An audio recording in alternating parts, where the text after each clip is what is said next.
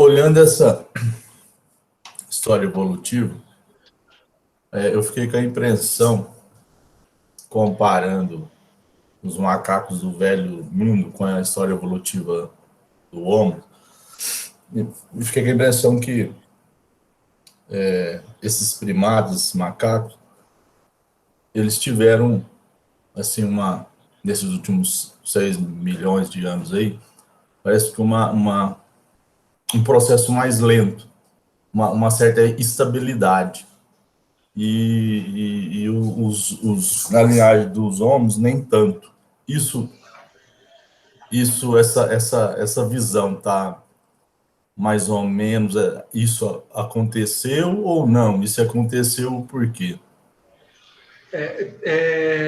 Eu acho que você tem razão, eu vou, na verdade, aqui especular um pouco, tá, Alexandre? Porque se a gente analisar, por exemplo, a questão de morfologia e tal, se a gente comparar, por exemplo, esses ancestrais aqui, né, mais basais, né, tipo Ardipithecus e mesmo os Australopithecus, né, eles são muito similares aos chimpanzés atuais. Então, dá a impressão, mesmo que, enquanto na linhagem evolutiva do humano teve uma série de novidades evolutivas que aconteceram de maneira relativamente rápida, se a gente olhar a mesma, dentro do mesmo período de tempo que aconteceu com a linhagem de chimpanzés, né, é que foram mantidas muitas características, né? Então, por exemplo, pelo denso, estatura baixa, então tamanho do cérebro, ele é grande, mas basicamente ele é mais ou menos similar ao tamanho do cérebro de um Australopithecus. Então, na verdade, houve uma, digamos assim, uma taxa de mudança mais lenta. E isso é esperado porque, como esses macacos eles ocupavam ambientes mais estáveis, né, principalmente ambientes de mata são mais estáveis que ambientes de savana. Né? Ambientes de savana são sujeitos a variação de temperatura, então você pode ter um dia muito quente, uma noite muito fria na savana. A questão dos predadores, os organismos são muito mais vistos, né? Porque como é ambiente aberto, não tem muito para onde se esconder. Então você tem uma pressão seletiva mais frouxa. Você tem a seleção natural ela é mais frouxa dentro de uma mata, pensando, por exemplo, em animais do tipo chimpanzé. Então você tem razão nessa hipótese que você levanta assim. Provavelmente porque o tipo de ambiente que os chimpanzés, né, os chimpanzés não, né, a linhagem evolutiva dos chimpanzés ocupava era um ambiente que tinha pressão seletiva mais a gente usa esse termo mesmo, tá? Uma pressão seletiva mais frouxa. Então, de alguma forma, não há uma intensificação da manutenção de um determinado estado de caractere, como aconteceu com os humanos, né? Então, você vê que dentro de um curto período de tempo, você tem um aumento de altura, aumento na capacidade craniana, aumento na inteligência. Então, assim, dentro de um curto período de tempo, você tem, digamos assim, uma série de mudanças muito drásticas, né? Mas provavelmente isso é canalizado em virtude de pressões seletivas mais intensas, né? Então, você tem razão nessa hipótese que você levanta. Não é uma. Porque depressão a gente está querendo puxar a sardinha para o humano. Na verdade, o tipo de ambiente que os ancestrais humanos ocuparam, ele tinha. Os nossos ancestrais eles estavam sujeitos a muitas pressões. E isso acaba meio que acelerando o processo, quer dizer, a mudança surge por mutação, de forma aleatória por mutação. Porém, para uma determinada mutação se tornar frequente na população, a seleção natural que acaba meio que eliminando aqueles indivíduos que não têm aquela mutação. Né? Então, se a seleção é intensa, rapidamente aquela mutação ela se torna comum nas populações. Que é mais ou menos o que acontece quando a gente usa antibiótico e seleciona bactéria resistente, ou quando aplica inseticida e seleciona inseto resistente. Tá? Então, você tem razão nessa sua lógica, sim. Era isso mesmo, Alexandre? Sim, era. Mas você tem razão, bem observado, tá? Mas tem a ver com a questão. Inclusive, quando a gente analisa populações, por exemplo, eu estudo uma espécie que é bem invasora, né? Quando eu analiso a diversidade genética dessas populações no Cerrado e na Mata Atlântica, a variação no Cerrado é maior do que na Mata Atlântica. E é uma espécie que está aqui no Brasil há 20 anos só. Então a gente consegue perceber essa menor. Quanto mais estável o ambiente, há uma tendência a que sejam mantidos ou variantes neutras ou variantes que são adaptativas àquela situação. Então, você acaba tendo uma perda de diversidade. né? Mas bem legal, que acho que dá para a gente pensar. Geralmente, organismos que ocupam áreas abertas, né, de savana, cerrado, caatinga, eles tendem a apresentar essa maior diversidade genética, e a gente pode, pensando num período muito mais longo, né, que é o caso, por exemplo, um período de 6 milhões de anos, você consegue perceber no registro mudanças muito rápidas, né? Pensando, né, um grupo irmão, que é o caso dos chimpanzés, que ocupam basicamente florestas. Bom, pessoal, saltando então aqui a gente falou dessa questão dos ancestrais, agora a gente vai discutir, né, os dois principais gêneros, né, que tem a ver com a evolução dos humanos. Um deles é o gênero Australopithecus. Então veja aqui que quando a gente pensa em Australopithecus, a seta vermelha indica, né, o Anamensis, né, como uma provável espécie que participou, né, desses ancestrais. E aí tem uma série de outras espécies de Australopithecus aqui, ó, afarenses, africanos, garri, certo? E aí, posteriormente, aqui, o gênero Homo. E vejam que, paralelamente à evolução dos Australopithecus, tem a evolução de um outro gênero, que é o gênero Paranthropus, certo? Então, o que vai acontecer aqui? Da mesma forma que você tem digamos assim, outras espécies evoluindo paralelamente à nossa linhagem evolutiva, né, que é o caso do Ardipithecus, aqui também evoluindo a partir dos Australopithecus, tem uma linhagem evolutiva paralela que foi extinta, que é a linhagem dos Paranthropus, certo? Mas pensando nesse ancestral, que é o Australopithecus anamensis, ele existiu aqui na Terra há mais ou menos 4,1 milhões de anos. Os fósseis que foram encontrados são principalmente na região do norte do Quênia, e eles já ocupavam ambientes de área aberta ou beiras de matas, né, ou bordas de matas, que é o que sugere. A dentição parece mais com a nossa, né, e menos que a do chimpanzé, porque se a gente pensar esses ancestrais aqui, né, o Ardipithecus, e aquelas outras duas espécies que a gente citou, a dentição, do ponto de vista de constituição, não de tipos de dentes, tá? Mas de espessura de esmalte e tudo mais, é mais parecida com a nossa do que é com a do chimpanzé, apesar de ainda reter algumas características similares à de chimpanzé. A anatomia ela é bípede, então os fósseis indicam que, quer dizer, o bipedalismo já estava bem estabelecido aqui, a partir da linhagem de Australopithecus, e as características faciais lembravam muito a de um chimpanzé, que é essa, na parte da mandíbula maxila projetada, né, o crânio mais ou menos achatado, então ainda tinha muito de características morfológicas similares à linhagem dos chimpanzés. Não se esqueçam, né, que até mais ou menos 6,5 milhões de anos, os ancestrais chimpanzés cruzavam e produziam híbridos férteis, né, com os ancestrais humanos. Então pode ser que tenha sido caracteres que foram retidos, né, nesse primeiro momento da história evolutiva. Da mesma forma que tem, né, esse paralelo aqui para os paranthropos, também tem linhagem evolutiva de Australopithecus que parece ter evoluído paralelamente. É o caso dessa espécie aqui, tá? Que é o Barrelgazali, essa espécie de Australopithecus. Surgiu mais ou menos há 3,5 a 3 milhões de anos, ocupou a região do Chad, né, que é no centro, no noroeste africano, digamos assim.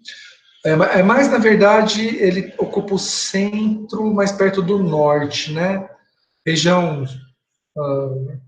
uma região aqui no norte da África, mais perto do centro da África, tá? Aí os dentes, realmente, eles eram muito similares aos dentes humanos atuais, não prestava tanta diferença com o que a gente encontra hoje. Peraí que eu já respondo a pergunta, tá, gente? A altura é mais ou menos 1,20 m, vocês vão perceber que essa altura de 1,20 m é uma altura comum para praticamente todos os australopitecos, tá? E a dentição indicava que, apesar de eles serem onívoros, eles poderiam comer esporadicamente carne, e ao contrário, né, dos demais australopitecos que a gente vai discutir aqui na aula de hoje, eles ocupavam regiões de matas e não regiões de savanas. Gabriela, pode perguntar. Quando você fala dentes praticamente parecidos, quer dizer que eles eram maiores e tinham menos quantidade de dente ou não? Significa que os dentes têm um esmalte menos espesso e que praticamente eles têm todos o mesmo tamanho. Mas aí, no caso, a quantidade Certo? de dente era a mesma que a nossa. É a mesma, não tem variação. Eu preciso confirmar, tá, Gabriela, mas se eu não me engano, a dentição dos primatas do Velho Mundo ela é todo esse mesmo número que a gente tem. Inclusive com dente de leite e tudo mais, tá? Ah, Não é então algo da eles nossa também linhagem, mas eu preciso trocavam de confirmar dente, isso. no caso. Sim, eles têm é bem parecido com o nosso, tá? Os demais primatas. A diferença é que Incrível. em chimpanzé, é muito comum que os caninos sejam desenvolvidos, e aí na hora que você analisa o esmalte do dente, os dentes não são tão finos. Por exemplo, esses dentes da gente incisivo, que o nosso é fino, o deles é mais espesso. Não é igual um molar, mas é mais espesso. E essa camada de esmalte também ela é mais grossa. Entendi. Incrível. Não sabia que eles também Certo? trocavam de É dente. incrível. Mas essa questão do número de dentes, eu vou pesquisar e eu trago na próxima aula, tá?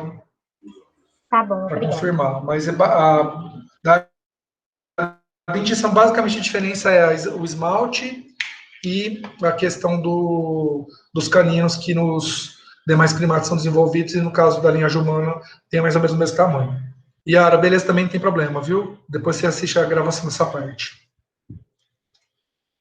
Ah, bom, então, aqui a partir de agora vocês vão perceber que a gente vai discutir o seguinte, pessoal, a gente vai discutir rapidamente essa linhagem de Paranthropus aqui, só para vocês terem uma ideia qual foi um outro caminho evolutivo, né, que teve aqui dentro da linhagem, e aí a gente vai entrar a fundo nessa questão aqui dos Australopithecus ancestrais e dos Homo ancestrais, certo? Ah, um desses Australopithecus que tem uma importância extrema, né, que na verdade ele contribuiu muito para a gente entender parte da história, é o Australopithecus afarensis, né? O fóssil, por que essa espécie é tão importante? Foram encontrados vários fósseis, porém um dos fósseis ele apresentou várias partes conservadas, que é o fóssil da Lucy, que era uma fêmea de Australopithecus, né, adulta, e foram encontrados, né, preservados todos esses ossos aqui. Então, dá para perceber só por por essa imagem aqui, que a parte da cintura pélvica e a questão do fêmur muito parecida com a dos humanos atuais. Só que essa parte aqui superior das costelas, e dessa inserção, né, dos ombros, né, que é a cintura escapular, ela é mais parecida com a dos chimpanzés. Então você tem aqui essa parte superior é muito parecida com a dos chimpanzés e a parte inferior muito parecida com os humanos. Lembrando que era bípede, tá? Igual a gente, então tinha implantação do crânio num forame mais ou menos centralizado entre crânio e a coluna vertebral. Eles foram encontrados, os fósseis foram encontrados principalmente, né, na região do Rio Turkana, que também é outra região que ofereceu, onde foram encontrados, né, muitos e muitos fósseis humanos. E aí uma questão interessante é que aquela relação, né, tamanho do braço, tamanho da perna, ela é mais parecida com a de um chimpanzé do que a de um humano moderno. Tá? Só para vocês terem uma ideia. Os braços dos Australopithecus afarenses eles estavam muito mais próximos, né, no tamanho, na proporção com a perna de um chimpanzé do que de um humano. Apesar de existirem evidências que eles ocupavam regiões de savanas. O que significa isso? Que provavelmente esses organismos também eram capazes de ocupar eventualmente regiões onde havia mata, certo? No caso, a dentição, dá para vocês perceberem aqui, os dentes, principalmente os caninos, eles apresentam uma morfologia muito parecida com a morfologia dos nossos caninos, né, dos humanos atuais. Aí, no caso, a gente está pensando aqui, tanto que você tem a linhagem, né, do afarensis, e provavelmente alguma espécie irmã, ou mesmo, né, um estoque ancestral do Australopithecus afarensis teve uma dicotomia, então você tem um braço dando origem, né, à evolução da linhagem que vai dar origem ao humano atual, e uma linhagem paralela, que é a linhagem dos Paranthropus, certo? Aqui eu vou falar do Paranthropus etiópicos, né, que ele conviveu com ancestrais nossos, inclusive com ancestrais do gênero Homo, há mais ou menos 2,5 milhões de anos. O crânio, eu vejo que ele tem essa crista que os outros crânios não apresentam, né? O Genoparanthropus apresenta isso, que está relacionado a uma mastigação mais... essa crista indica que tem inserção muscular, significa que tem uma, digamos assim, uma força maior na mastigação. E provavelmente ele ocupava regiões de vegetação nas matas ciliares, tá? Também é um fóssil que foi encontrado no Lago Turcano. Digamos assim, um quadro parecido vai ser encontrado, né, para as outras espécies de Paranthropus, que eu não vou detalhar aqui, e essas espécies elas existiram na África até mais ou menos 2 milhões de anos, certo?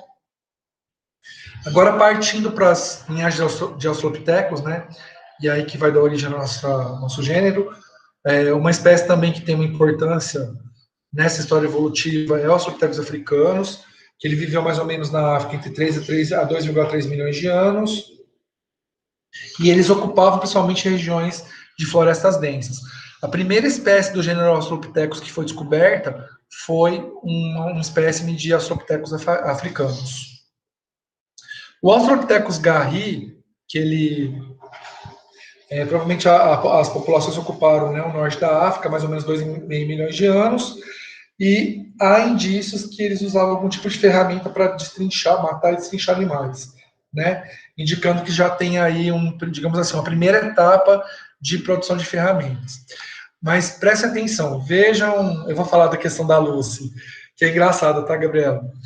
Mas vejam que, quando a gente fala em ferramentas aqui, não é que esses primeiros hominídeos aí da nossa linhagem, que estão muito próximos da gente, eles criavam ferramenta. Na verdade, eles usavam uma pedra que poderia ser utilizada como ferramenta. Não que eles construíam a ferramenta, eles usavam, digamos assim, elementos, principalmente pedras e pau, e elementos de madeira como ferramentas, mas não que eles se construíam. Gabriela, o nome do pesquisador, eu preciso também, eu não lembro agora de cabeça, mas a história, tem uma história anedótica, na verdade, em relação ao nome da Lucy, né? A Lucy, o fóssil, ele foi descrito nos anos 60, na época que os Beatles estavam bombando, finalzinho dos anos 60, começo dos anos 70, né? E aí, esse pesquisador diz a lenda, né, que ele estava virado no LSD quando ele descobriu, né, quando ele identificou a Lucy, que, né, na época, imagina, né, no final dos anos 60, e ele estava escutando Lucy in the Sky with Diamonds, quando ele identificou que era uma fêmea. E aí ele batizou de Lucy, né? Não sei se a história é verdadeira, mas é uma história anedótica que é contada em relação ao nome da Lucy.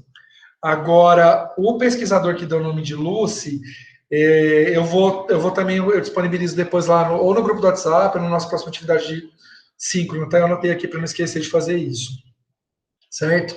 Mas tem essa história aí, que estava rodando o disco e tocando, né? Lucy in the sky with diamonds. Lucy. Aí ele estava ouvindo a música, era uma fêmea e batizou ela de Lucy. Tá? Por isso que tem essa história. É uma história anedótica, ninguém sabe se é verdadeiro ou não, mas considerando o período que foi descoberto e tudo mais, pode ser que tenha um quê de verdade. Mas que o nome foi dado, que o nome Lucy foi dado por causa, em homenagem à música dos Beatles, isso é verdade. Agora, se ele estava virado de um ácido, um LSD, isso a gente não sabe direito, tá? Diz a lenda que deve ter acontecido isso.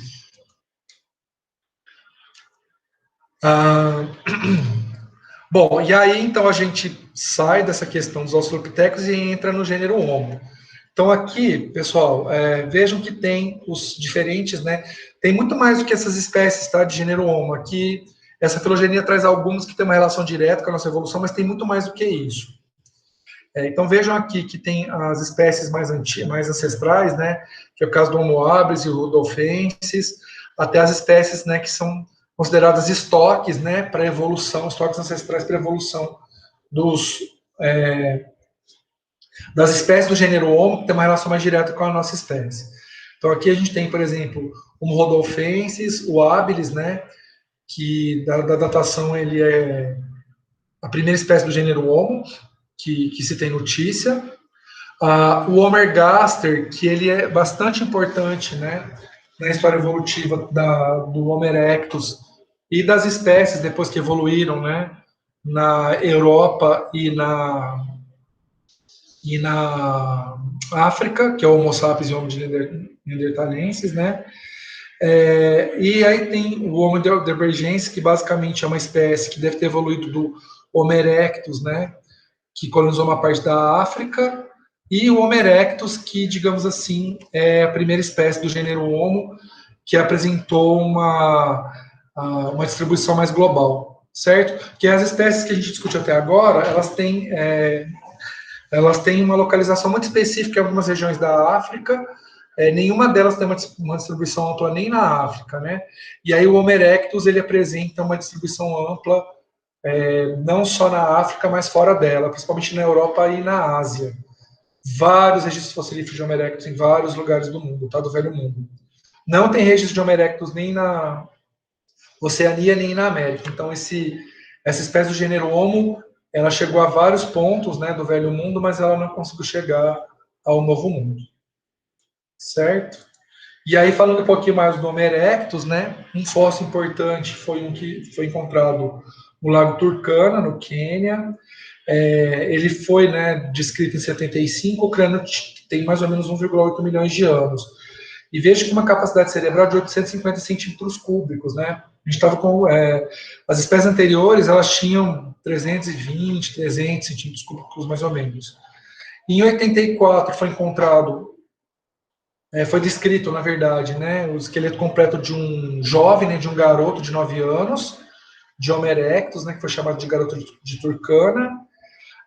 Esse espécime viveu, né, na região do Lago Turkana, mais ou menos há 1,6 milhões de anos. E vejam que a importância desse fóssil é o grau de conservação dele. Vejam que ele, ao contrário do que acontece com os australopitecos, né, as proporções são muito parecidas com as dos humanos atuais.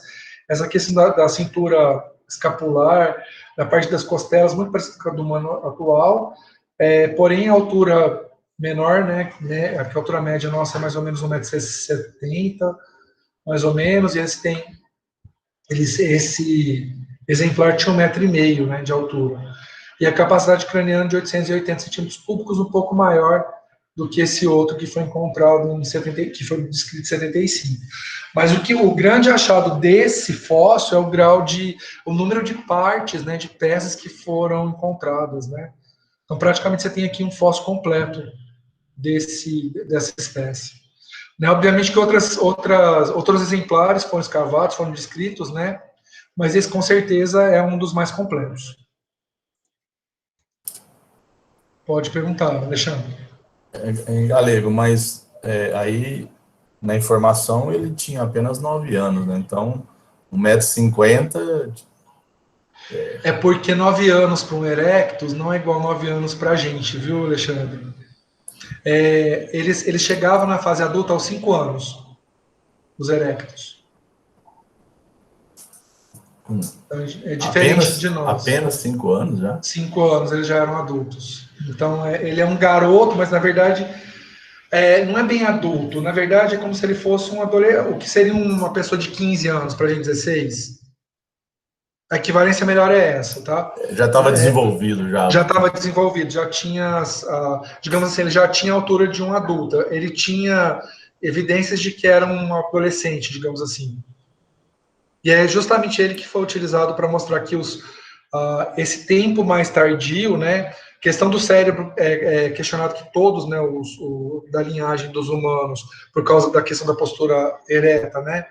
Eles nasciam, né, com o cérebro não totalmente desenvolvido, mas parece que esse desenvolvimento tardio da nossa espécie, ela é algo que evoluiu mais recentemente, não um ancestral tipo Homo erectus.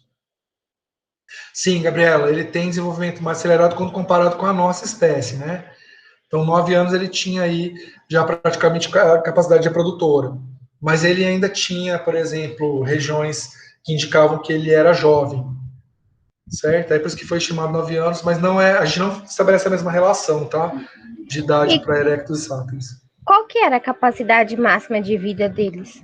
A estimativa, Gabriela, é que eles viviam até uns 30 anos, mais ou menos.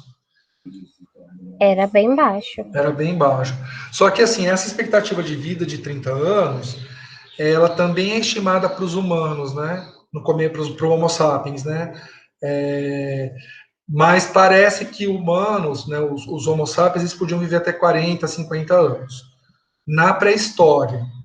Só que na antiguidade, eles viviam em média 30 anos, né? Que louco, na Idade Média também. Essa sobrevida mais longa, né, que a gente encontra nas populações atuais, parece que é algo mais recente, em virtude principalmente das melhorias de condição de sanitarização e de higiene, né, e de saúde mesmo, que permite as pessoas elas não morrerem de doenças, por exemplo, contagiosas, né? Entendi. Entendeu? Mas assim, a gente tem, mas considerando a longevidade nossa atual, quer dizer que a gente tinha a informação genética que permitia a gente ter sei lá, uma longevidade de 80 anos. Isso não acontecia porque as condições, né, que as populações viviam não permitiam que um ser humano chegasse até uma idade tão avançada. Mas na pré-história eles podiam chegar até uns 50 anos. Aí com a questão da organização dos seres humanos em cidades, que aí você potencializa as infecções, né? A Covid-19 é um exemplo ótimo disso. Se a gente tivesse uma estrutura social igual na pré-história, que os grupos humanos eles não tinham muito contato entre si, então poderia ter surgido isso aí em um grupo e não teria propagado para os outros, porque esses grupos eram mais ou menos isolados, né? Então, tinha uma e fora que assim, quando você tem muita gente aglomerada, a chance de alguém ter uma doença infecto-contagiosa e passar para as outras é maior do que se for um grupo menor, né? Porque a chance de um ter, né, em 1000 é maior do que um ter em 10. Né? Então, isso aí mudou bastante as condições. Há uma estimativa que a sobrevida na antiguidade era maior do que na Idade Média, para você ter uma ideia. Pensando nas populações humanas já urbanizadas e tudo mais. A Idade Média ela foi marcada por a questão da higiene é um problema muito sério na Idade Média. E isso, claro, que tem uma implicação na saúde humana, né? Certo. Bom, pessoal, aqui tem algumas imagens, só para vocês terem uma ideia como que poderia ser a fisionomia deles. Mas eu vou tirar umas fotos depois desse atlas aqui, ó, que eu tenho, de evolução humana, que aí tem umas reconstituições que são mais próximas. Só para vocês terem uma ideia, deixa eu mostrar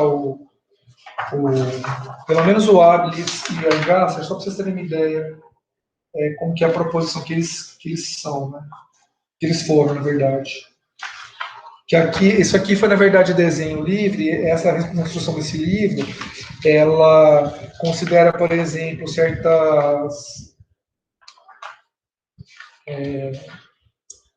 a partir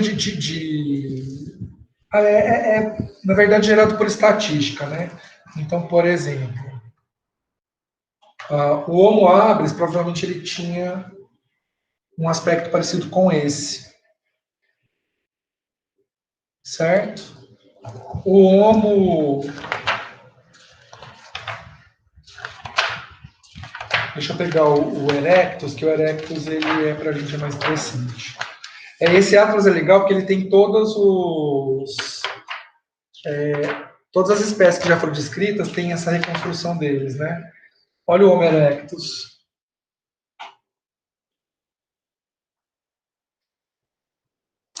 Eu achei estiloso. Nossa, bem parecido, né, com os grupos atuais. E aí, a gente vai falar do Neandertalensis, eu vou aproveitar e já mostrar para vocês o Neandertalensis, só para vocês terem uma ideia como que ele...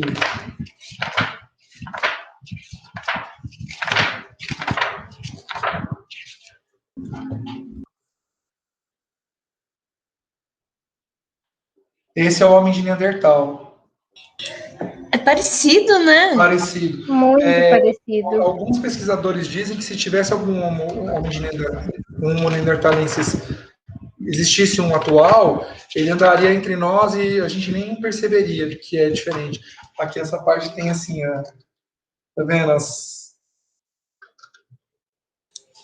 Nossa, muito massa. Muito bacana, né? Esse atlas tem na biblioteca, viu, gente? Quando vocês puderem voltar a usar a biblioteca, né? Se Deus quiser, não vai demorar muito tempo. Lá tem que quando eu dei a disciplina pela primeira vez, eu pedi para comprar Então tem alguns volumes lá, alguns exemplares dele. Eu tô chocada. Nossa, essa imagem que tá no slide com o azul livre é completamente diferente. Totalmente diferente, né, Gabriela? Porque que acontece? Essa imagem que eu coloquei no slide foram as imagens que, a partir da, digamos assim, da estrutura óssea, como que poderia ser, né? Só que essas imagens aqui, o que foi feito? Tem estrutura óssea, e aí, a partir de reconstrução no computador, então pensando assim certinho como que o músculo poderia inserir, e aí, a partir dessa inserção muscular, como que poderia, né, esses músculos, né, se organizar no rosto, aí pensando na questão do colágeno, na questão da pele, informações da genética, de cor da pele. Então você tem aí uma reconstrução que é de outra maneira. E aí você tem artistas que vão fazer essa parte, que isso é tudo tridimensional, tá? Entendi. Igual o pessoal faz com os dinossauros aí em Uberaba, né? O Rodolfo, né, faz muito isso. Fizeram isso aí para o gênero Homo. Vale muito a pena, gente. Quando voltar, é muito legal, porque praticamente tem todas as espécies aqui da linhagem evolutiva. Pode perguntar, Jéssica. Ah, eu quero dar uma olhada, porque aqui no slide a única coisa que dá para perceber é a diferença do crânio, né, e a diminuição dos pelos corporais. Exatamente. Não tem esse nível de detalhamento. Eu vou ter um Australopithecus aqui. Jéssica, se você quiser perguntar, eu vou ter que colocar um Australopithecus, só para vocês verem como que é a reconstrução. Luiz, esse atlas é na nossa biblioteca virtual? Não tem porque ele está em inglês. Na biblioteca virtual só tem livro em português. Tem como eu achar na internet, você me mandar foto? Porque você lembra que eu te falei que eu vou dar uma aula sobre evolução humana? Para mostrar para os meninos. Eu vou fazer o seguinte, eu vou tirar umas fotos desses principais, eu coloco lá na disciplina. Beleza. Certo? Que aí vocês também podem guardar. Olha o Australopithecus, que fofo. Bonitão, né? Não dá vontade de dar um beijo, né? Um abraço? Olha que fofo. Dá muito. É muito bom, gente. Eu vou fazer isso então. Eu vou fotografar. Eu coloco. Na hora que eu for colocar as gravações das aulas, eu vou colocar já as imagens. Eu vou colocar Vou colocar imagens do Atlas, eu coloco a referência também e tudo mais. E aí, pelo menos desses, né? Do Homo habilis, Homo erectus, Neanderthalensis e Australopithecus afarensis. Então, eu vou colocar dos 4, que são os mais próximos. Acho que eu vou tentar até fotografar o capítulo deles, porque eles trazem outros fósseis, trazem uma historinha, que aí vocês podem saber um pouquinho mais sobre eles, né? Quando a disciplina é presencial, eu levo esse atlas, aí o pessoal folheia e vê, é bem bacana, né? Bom, pessoal, o homem de Neandertal, ou Homo neanderthalensis, ele é uma espécie que tem uma importância enorme na nossa história. Quando eu digo enorme na nossa história, significa que praticamente todos nós humanos atuais, apresentamos marcas genéticas de Neandertais. Por que eu estou chamando a atenção de vocês para isso? Quando eu fiz graduação, eu estudei evolução humana lá no finalzinho dos anos 90, mais especificamente no ano 2000, a ideia que se tinha é que o Homo sapiens, ao sair da África, colonizar as diferentes partes, né, do mundo, ele foi eliminando todas as espécies da linhagem evolutiva humana que existia. E aí isso era uma explicação por que hoje não existe nenhuma outra espécie do gênero Homo além da nossa. Que à medida que o Homo sapiens ele migrou a partir da África, ele foi eliminando as espécies que existiam em outras regiões do globo. Hoje em dia se sabe que, na verdade, o que aconteceu não foi uma extinção provocada pela competição com o Homo sapiens. Na verdade, os indícios indicam que, à medida que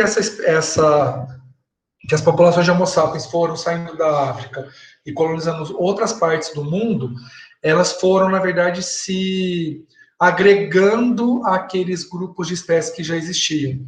Então, na verdade, a extinção das espécies foi muito mais devido à redução da população em virtude de um predomínio de sapiens, intercruzamento com sapiens, produzindo descendente fértil, só que aí a probabilidade de um descendente, de um híbrido desses, cruzar com outros sapiens era maior do que com, por exemplo, um Neandertal. E aí a tendência é que essas espécies, que têm baixa frequência, elas vão desaparecendo por um fenômeno que a gente chama de introgressão. E nós temos várias marcas de, né, informações de Neandertal na nossa espécie. Por exemplo, a cor de pele branca, ela provavelmente é uma informação genética dos Neandertais. O fator RH negativo, então quem tem fator RH negativo tem essa informação genética de Neandertais. Parece que a cor ruiva de cabelos também tem a ver com Neandertais. E aí um dos grupos, né, daqui da disciplina vai apresentar um seminário que mostra que alguns genes de Neandertal, eles aumentam a propensão da pessoa ter quadro grave com Covid-19. Olha que coisa louca isso, né? Uma informação genética que vem dos Neandertais, né, que foi incorporada ao genoma do Homo sapiens, ela torna alguns indivíduos que têm essa informação genética de Neandertais mais suscetível a desenvolver quadros graves de Covid-19, né? Olha como que é louca essa história. E no final dos anos 90, começo dos anos 2000, você achava que o Neandertal tinha sido totalmente eliminado. E hoje a gente sabe que existe uma quantidade de informação até que significativa de Neandertal nos genomas, e que, na verdade, os Neandertais não foram extintos por exclusão competitiva, mas por um evento de introgressão ou pseudo-extinção, que é quando há essa questão de uma maior frequência de uma espécie do que a outra, e aí, então, há uma tendência de aumentar a frequência do genoma daquela espécie que é mais comum em relação àquela espécie que é menos comum. Certo? Então, por isso que eu gostaria de chamar a atenção que vejam que Sapiens e Neandertal, eles são muito próximos, né? O Sapiens, ele tem uma ocupação global, é a única espécie que é encontrada em todos os continentes, inclusive na Antártida, naturalmente, né, encontrado então você tem Homo sapiens em tudo quanto é lugar, e o Neandertalismo ocupou principalmente a Europa e o Oeste Asiático, certo? E aí, só para vocês entenderem esse período, né, que teve Sapiens e Neandertal conviveram, né, por um tempo significativo na história aí da nossa evolução. Nesse período que houve convivência entre Sapiens e Neandertalenses, foi um período no qual, né, existia a megafauna, tanto é que se atribui que parte da extinção da megafauna foi em virtude da proliferação no primeiro momento de Homo erectus e posteriormente, né, do homem de Neandertal e do Homo sapiens. Então, essas três espécies aqui do gênero Homo podem ter contribuído para a extinção da megafauna. Não há evidências, né, geológicas que sugerem, né, que indiquem que houve alguma mudança climática significativa para que a megafauna do período Cenozoico tivesse sido extinta. Então é mais provável mesmo que, à medida que os humanos foram se proliferando pela Terra, começaram a caçar, né, esses grandes mamíferos principalmente, e isso levou à extinção das populações e posteriormente das espécies. Ainda falando um pouquinho do Neandertal, existem, né, evidências fósseis que os Neandertais eles conviveram, né, com os humanos modernos e que há similaridade genética entre humanos modernos e os Neandertais. Tá, esse aqui é um estudo pioneiro que analisou o DNA mitocondrial, mas hoje em dia já tem sequenciamento de genoma inteiro de Neandertal e é muito similar o genoma de Neandertal e de Sapiens, né? Praticamente é quase impossível distinguir geneticamente um Sapiens de um Neandertal. Só para vocês terem uma ideia. Aqui é um mosaico, né, e aí uma evidência, né, que Neandertais e Sapiens cruzaram, além da questão do DNA, que foi uma evidência que foi encontrada mais recentemente, é um fóssil, né, de uma criança mosaico que apresenta, né, padrões ósseos de Neandertal e de Sapiens, que foi encontrado em Portugal, no Lagar Velho, certo? Então, indicando que realmente a hibridização Sapiens-Neandertal ela foi bastante comum. As evidências de DNA já indicavam isso, esse fóssil só comprovou essa questão. Certo? Agora, pensando na questão das ferramentas, né? Australopithecus, eles usavam ferramentas, mas basicamente eles não construíam ferramentas, eles utilizavam como ferramentas elementos, né, como pedras e paus, que eram encontrados na natureza, no chão principalmente. O Homo habilis tem indicativo que eles construíam ferramentas com pedras e ossos e que eles utilizavam como alimento frutos e carne. Então, inclusive, a registro fossilífero que indicava que eles podiam usar, né, ossos lascados para raspar o resto da carne de osso, né, de carniças principalmente. Aliás, o Homo habilis ele é cheio de questões assim que são um tanto quanto surpreendentes, né? A primeira espécie conhecida do gênero Homo, há evidências que eles tinham algum tipo de ritual espiritual, então quer dizer que essa questão das crenças e tal está muito associada à evolução da nossa espécie, então está bem dentro da origem. Inclusive há evidências de canibalismo indicando essa questão espiritual, né? Algumas tribos indígenas e algumas tribos africanas realizavam canibalismo. Eu não tenho certeza se ainda tem tribos que realizam canibalismo hoje, mas basicamente a ideia do canibalismo não era para obter alimento, mas para se apropriar de alguma capacidade do outro. Então, aquele indivíduo que ele era canibalizado, ele tinha algum tipo de atributo que era de interesse que quem comia aquela carne de incorporar o seu ser, né? Então tem evidências de que eles podiam ter esse tipo de ritual, inclusive, de canibalismo. O Homo erectus, além de ferramentas mais apuradas, né, que o Homo habilis, eles também têm indicativo que eles dominavam o fogo.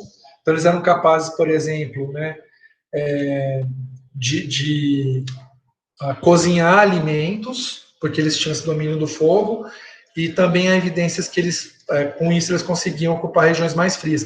Talvez por isso, né, o Homo erectus tenha sido a primeira espécie do gênero Homo a colonizar todo o Velho Mundo. Os sapiens aí, os neandertalenses, eles já apresentam uma série de tecnologias que eu não vou detalhar aqui nessa aula, mas os textos complementares que eu sugiro lá no módulo, ele traz essas questões. Então, dependendo do jeito que a pedra era lascada, se a pedra era polida, então você tem aí uma diversidade enorme de ferramentas. Então, grupos, né, de Homo sapiens desenvolveram tecnologias diferentes, e aí, à medida que esses grupos foram se encontrando ao longo da história, essas tecnologias foram sendo compartilhadas e houve um aprimoramento. Também dominavam o fogo, né? Não foi só o Homo erectus que dominou o fogo, os sapiens também. Então, e aí, inclusive, assim, ferramentas bem com um grau de elaboração e de utilização muito grande. Certo? Aqui, essa Sapiens, então a gente pode falar da mesma coisa. Agora, falando um pouquinho das migrações do Homo erectus, né? Basicamente, o Homo erectus ele ocupou toda a África e toda essa região sul, né, da Europa e da Ásia. Eles não chegaram na Oceania, mas eles ocuparam algumas regiões aqui. Indonésia, por exemplo, não é possível encontrar eles em regiões muito próximas que a gente chama de Oceania. Vejam que a origem, né, do Homo erectus, né, distribuição na África, é de 2,4 milhões de anos. Então, a partir desse período, né, há mais ou menos 1,8 milhões de anos, há indícios, né, de ocupação de erectus na região do Oriente Médio, 1,36 milhões de anos, ocupação nas regiões da Ásia, né, Índia, por exemplo, China, e mais ou menos 0,9 milhões de anos, ocupação da Indonésia e outras ilhas asiáticas aqui do sul da Ásia. A Europa, parece que ela foi ocupada mais recentemente, há mais ou menos 0,78 milhões de anos. Então, houve uma corrente migratória, né, a partir aqui da África, Oriente Médio e Ásia, e uma segunda corrente migratória que ocupou o norte da África e a Península Ibérica, mas tem, por exemplo, evidências de Homo erectus até no sul da Inglaterra, certo? Então, você tem, assim, uma distribuição global, mas basicamente restrita, né, a toda a África e ao sul principalmente sul da Europa e sul da Ásia, certo? Quando a gente pensa, né, nas ocupações dos humanos modernos, e pensar também em sítios fossilíferos e a coexistência, né, de sapiens e Neandertal e Homo erectus, então vejam aqui. Aqui tem a linha preta, indica as migrações do Homo sapiens, certo? Pelo menos aqui na Europa, Ásia, Oceania. Tá? Na América a gente já vai falar no próximo slide. Mas vejam que, à medida que o Homo sapiens atual ele foi, né, ocupando as diferentes regiões da África, depois essas correntes migratórias, né, para além da África. Então, chegando à Europa, mais ou menos 30 mil anos, né? Ao Oriente Médio, mais ou menos 92 mil anos. Então, veja, primeiramente o homem chegou no Oriente Médio, a partir do Oriente Médio ele migrou para outras partes. Chegando aqui a regiões, né, mais ao sul da Ásia, 40 mil anos, e na Oceania, 40 mil anos também.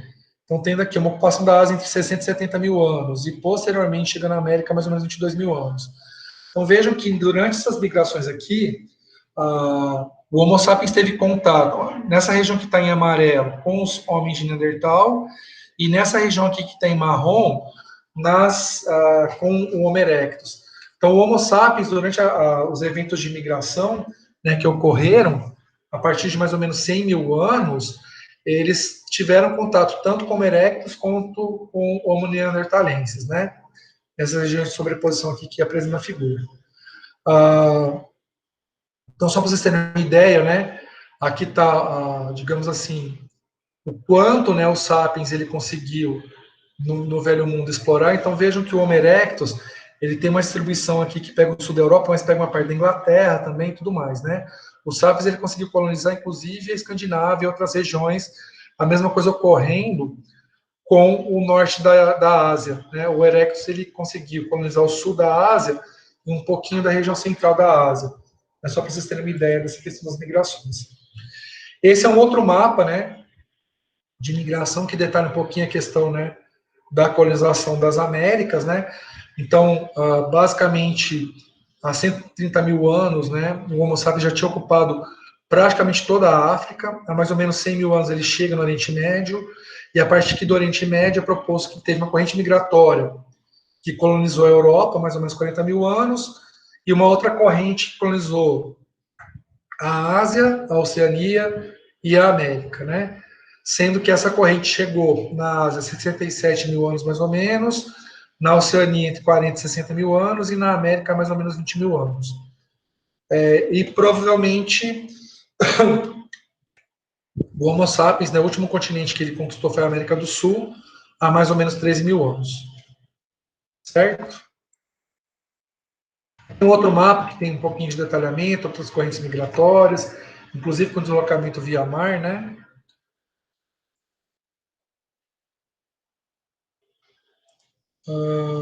E aí é o seguinte, na questão que se coloca, que tem essa proposta das migrações humanas, né?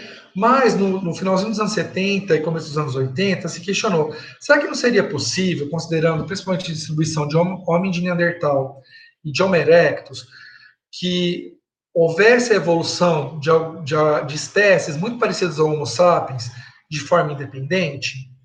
Ou será que toda a colonização, né, da Terra se deu a partir de um estoque de origem africana? Então, isso começou a ser questionado, né? Vocês vejam que os modelos que eu trouxe, eles propõem realmente a saída da África. Só que a partir dos anos 70, 80, se questionou, será que a gente pode bater o martelo e dizer que todo o processo, né, digamos assim, ocupação do velho mundo, do novo mundo pelo Homo sapiens, ele ocorreu a partir de uma origem africana, ou a partir dessa origem africana e esses eventos aí de migração que ocorreram anteriormente, principalmente considerando a distribuição de Homo de Neandertal e do Homo erectus, não poderia ter evoluído espécies, né, parecidas com Homo sapiens? Então, pensando nessa questão desse modelo, a evolução multirregional era uma proposição, né, e eu estou usando o verbo no passado não é à toa, vocês vão entender por quê. A ideia é que nessa herança multirregional o homem moderno pode ter evoluído simultaneamente em várias regiões do mundo, e não só na África. E a segunda hipótese é a origem na África, ou out of Africa, no qual o homem, né, ele surgiu na África, e a partir, né, de um estoque único, né, que tem origem na África, houve a posterior dispersão por todos os continentes. Certo? Nesse modelo out of Africa, basicamente ele propõe que tem uma origem única aqui para os sapiens, e à medida que os indivíduos dessa espécie foram migrando pelas diferentes áreas do mundo, foram surgindo as diferentes morfologias, né, ou etnias. Então, essa diferença étnica, né, e genética que as populações humanas apresentam elas surgiram a partir dessa espécie que surgiu na África. O modelo multirregional é que você tem uma espécie comum que migrou, né, provavelmente uma espécie tipo Homo erectus, que migrou para diferentes áreas do mundo, e aí, nessas diferentes áreas, houve evolução, não uma vez, mas várias vezes, né, de humanos que a gente pode chamar moderno. E aí eles conseguiam se manter todos como uma única espécie, em virtude de fluxo gênico que pode ter ocorrido durante todo esse processo aqui de formação das etnias. Então, é uma origem múltipla, mas é mantido, né, digamos assim, o nível de espécie em virtude desses cruzamentos de fluxo gênico aqui entre as diferentes populações. Certo? Se o modelo de evolução multirregional ele for um modelo válido, então a gente espera que os seres humanos modernos eles sejam muito parecidos em todo o velho mundo, né? Então, se eu comparar, por exemplo, as populações da África, as populações da Europa e as populações da Ásia, a gente espera que elas sejam morfologicamente e geneticamente muito parecidas. A gente também esperaria encontrar fósseis de transição, né? Exemplo daquele fóssil Neandertal sapiens, com muita frequência em todas as regiões do Velho Mundo, e não em algumas regiões localizadas. E a gente também conseguiria perceber, né, a partir dos registros fossilíferos, continuidade da anatomia, que poderia, né, um estado de caractere anterior, culminar no estado de caractere do sapiens atual, certo? E nesse modelo é proposto a hibridização de formas arcaicas e modernas, apesar que essa questão da hibridização não seria tão importante, né? O mais importante é que essas espécies que surgiram, né, recentemente, elas produzissem fluxo gênico entre as populações. O modelo de origem única, ou Out of Africa, ele propõe, né, que os seres humanos anatomicamente modernos eles deveriam aparecer em uma única região geográfica, de forma significativa, então se espera encontrar muitos fósseis parecidos do Homo sapiens moderno em uma região, aí no caso a proposta que essa região seria a África, que fósseis transicionais entre, né, africano, esse sapiens africano arcaico e o sapiens atual, a gente espera encontrar apenas na África, e essa é uma questão, porque existem fósseis transicionais que foram encontrados em outras regiões, para além da África, né? Então, essa primeira questão que seres humanos anatomicamente modernos, eles têm um registro fossilífero enorme na África, né? Então, isso é verdade. Porém, essa questão, né, que os fósseis transicionais, eles também foram encontrados principalmente na Europa, na Ásia, muito na África, né? Mas tem aquele, por exemplo, de Portugal que eu citei para vocês, não é fora da África.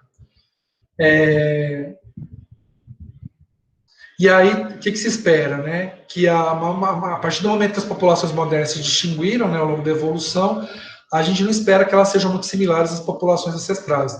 Então, a gente espera que as populações da África tenham uma diversidade genética maior do que as populações, por exemplo, da Europa, da Ásia, da América, certo? Então, como é o estoque fundador, então a gente espera que houve um acúmulo de mutações maior nas populações mais ancestrais, certo? Então, a gente espera encontrar esse padrão. E isso ocorre. E aí não há evidências de hibridização entre as populações modernas, ou seja, essa questão do fluxo gênico aqui, né, que é importantíssimo para esse modelo de herança multirregional, não é um modelo tão importante, não é um mecanismo tão importante para a questão da evolução, pensando no modelo Out of Africa, por causa da origem recente. Então a gente espera que todos compartilhem, né, a mesma informação genética, como se fosse uma espécie de efeito do fundador para todas as populações. Então o fluxo gênico ele passaria a ter uma importância menor. Existe uma hipótese, né, que ela, na verdade, ela resolve algumas questões da Out of Africa, porque aqui, por exemplo, essa questão 2, ela é uma questão que ela é discutível, né, para esse modelo aqui, o Out of Africa. Então, que o Templeton ele propõe é que o verdadeiro nascimento do homem ele tenha ocorrido mais ou menos 1,9 milhões de anos atrás. Então, assim, existem indicativos que, quando a gente fala do Homo sapiens, a gente tem que pensar até em ancestrais, né, tipo Erectus. Quando a gente fala, então, da evolução do sapiens, a gente tem que considerar o Erectus como uma espécie importante nessa história, e que nesse momento a gente tem assim diferenças marcantes, né, que vão separar o que nós chamamos de Homo sapiens dos outros primatas, e que não dá para a gente imaginar, né, uma única corrente migratória saindo da África, mas pelo menos 3 correntes migratórias, né? Uma saindo há 1,9 milhões de anos, então a gente está pensando aqui, provavelmente, né, nos grupos de erectos que saíram, 650 mil anos, então a gente pensa, talvez no Homo divergensis, né, ou o Homo ergaster saindo da África e evoluindo, talvez, na Europa para Neandertal, e aí essa, digamos assim, terceira migração, que é o que o modelo Arova-África considera, que é mais ou menos 130 mil anos. Então, para a gente considerar o que aconteceu com a espécie humana, a gente precisa considerar esses 3 eventos, né, de migração. Um a 1,9 milhões de anos, um a 650 mil anos e o outro a 130 mil anos, certo? Pessoal, lá no mapa de migração que vocês vão desenhar, vocês podem considerar só esse último evento de migração, tá? O evento do Neandertal, de 1,9 milhões e meio de anos, que iniciou 1,9 milhões e meio de anos, e o evento mais atual do Sapiens, que é mais ou menos 150 mil anos, tá? Esse evento aqui de 650 mil, vocês não precisam se preocupar com ele, não. E aí, esse modelo proposto, né, pelo Alan Templeton, ele questiona, né, as diferentes formas. Na verdade, para o Templeton, ele acha que Erectus, Ergaster, Sapiens e Neanderthalensis é tudo a mesma espécie, com diferenças, né, que na verdade essas espécies seriam, na verdade, todas subespécies. Mais ou menos o que acontece com os gatos, né, aqueles gatos selvagens, aquelas várias espécies de gatos selvagens, né, que existem, né, na África e na Ásia, que são capazes de cruzar com o gato doméstico e produzir descendente fértil. Então seria tipo um modelo desse, igual a gente espera encontrar, igual a gente encontra para os felídeos, seria para a nossa espécie. Então o que a gente chama de sapiens hoje, na verdade, é fruto, né, de eventos de hibridização que aconteceram entre essas 4 espécies aqui, Homo erectus, essas 4 subespécies, né, Homo erectus, Ergaster, Sapiens e Neanderthalensis, e que a gente não deve considerar a história evolutiva da humanidade uma sucessão de espécies, mas sim esses eventos aí de hibridização, que nós somos, na verdade, fruto de eventos de hibridização entre várias subespécies. Os dados genéticos, na verdade, eles têm apoiado muito, né, essa proposição da Arova-África, que, na verdade, o modelo multirregional, ele não é nem... eu trouxe para a discussão porque ele é um modelo que ele teve uma importância, principalmente nos anos 80, né? Mas o modelo Arova-África, ele teve um domínio importante até os anos 2000, e aí essa proposição do Templeton, na verdade, atualiza o modelo Arova-África e considera as hibridizações. E os dados genéticos cada vez mais têm comprovado que nós somos fruto de hibridização, né? Dentre essas que são chamadas espécies, mas provavelmente elas não eram espécies, mas sim subespécies do que nós chamamos de humanos, tá? E aí, só para vocês terem uma ideia, né, então aqui a gente tem a representação de várias etnias que a gente encontra ao longo de todo o mundo, então veja que a gente tem muita variação, né, morfológica, dá para a gente perceber isso, só que quando a gente compara geneticamente, né, a variação genética dentro das populações, ela é maior do que entre as populações. O que isso significa? Que provavelmente as populações todas descendem de ancestrais comuns, que boa parte da variação evoluiu em populações que foram mais ou menos se isolando ao longo da história, certo? Isso, na verdade, já é um conhecimento que já é um pouquinho antigo, né? No finalzinho, nos anos 90 já se sabia disso, né? E aí praticamente todos os marcadores genéticos que são utilizados enfatizam essa questão, que a variabilidade intrapopulacional é maior que a variabilidade interpopulacional, certo? Pessoal, vocês têm alguma pergunta em relação a isso? Vejo que essa aula de hoje ela foi bem densa, né? Porque a gente trouxe a nossa história todinha dentro da nossa linhagem evolutiva. Então, a gente literalmente passeou pelos ramos dessa imensa árvore, né?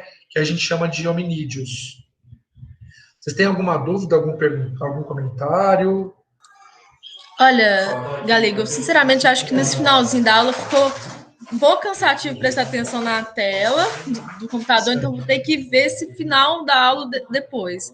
Mas eu tenho uma dúvida, mas ela não é muito bem relacionada a disciplina, mais ou menos. Eu vi uma pesquisa recentemente que o pessoal fica associando primata com banana.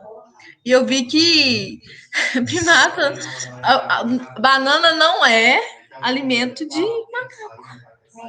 Muito difícil, né? Porque, na verdade, o que a gente chama de Eu até estava banana, conversando com a Jéssica, Gabriela, é produto de que seleção artificial, né? O que a gente chama de banana, na verdade, é seleção artificial. Nem tem tanta disponibilidade de banana assim, nativa, sabe? Sem ser... Pois é. Eu tava até conversando com a Gabriela que não. Ela me falou assim que acho que tem certas espécies que, na verdade, eles comem. A gente vê comendo banana, mas é porque macaco come qualquer coisa que eles pegarem, qualquer frutinha, não Sim, sei. inclusive insetos, né? Eles podem se alimentar de insetos. Eles comem fruta, eles são basicamente herbívoros, mas eles podem comer insetos também, algumas espécies. É Você vê que engraçado. é uma associação.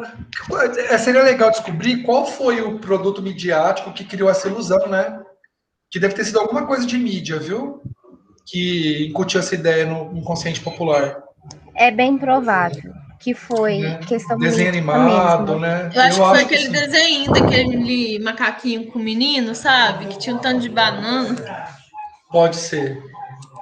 É Porque, porque você vê muitos vídeos que o macaco, ele não é um animal que tem uma seleção alimentícia muito seleta. Ele, qualquer coisa que ele vê, ele é curioso, ele quer pôr na boca, ele quer experimentar, ele vai comer.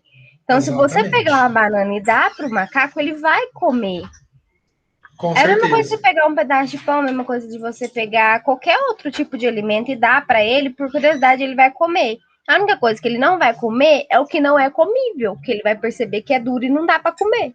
E cheiro, né? Também não tem cheiro, não tem aroma. Então, É, muitos questão do cheiro e da cor também, viu, Gabriela? Parece que inclusive tem até uma herança ligada ao sexo para primatas, que a questão da cor.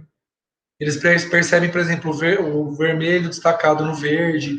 Então tem até uma questão assim. Então a cor e o cheiro é importante para eles. Aí você entrega um negócio amarelo para eles, né, que não é verde, porque na verdade eles meio que distinguem o que é verde do que não é verde, entendeu? todo vídeo que a gente vê de um macaco, a gente percebe que primeiro ele cheira a comida, depois ele dá uma mordiscadinha para ver a textura, depois ele cheira de novo. É mais olfático mesmo essa Isso. relação de alimentação dele. Isso, quando está com ele na mão. Mas na natureza, ele primeiro observa na árvore o que destaca do verde, e aí ele busca esse. Aí depois que ele entra em contato direto com aquele fruto, aí ele faz esse ritual de cheirar para ver se tem um cheiro comestível, morder para ver se tem textura comestível, cheira de novo para ver se mantém o cheiro, e aí depois come. Então, é visual, olfativo, gustativo, né? Que louco. Volta para o olfativo, mas aí também o gustativo é tátil, né? Porque ele percebe se a consistência ela é possível de se mastigar e de se usar como alimento, né? Sim. Mas é muito, muito bem pontuado isso aí. Seria legal descobrir, mas provavelmente foi de algum desenho animado mesmo, que deve ter criado essa lenda, né, no imaginário popular, como tantas outras, né? Galego, a aula já encerrou? Já, Eu já. preciso sair porque tá dando meu horário de ir embora do serviço, mas a aula Não, foi muito tranquilo. boa hoje. Eu agradeço a presença de vocês, viu, gente? Tá bom, tchau. Mas obrigado, até mais. Se vocês tiverem alguma pergunta, pessoal, senão a gente encerra a aula agora. Tranquilo? Então, beleza, pessoal. Eu vou Obrigada, Galego. Eu que agradeço, Bárbara. Eu vou disponibilizar já já, tá? As duas aulas e as figuras desse Atlas maravilhoso aqui. Certo? Abraço para vocês, até daqui 2 quinta-feiras. Abraço. Abraço. Até.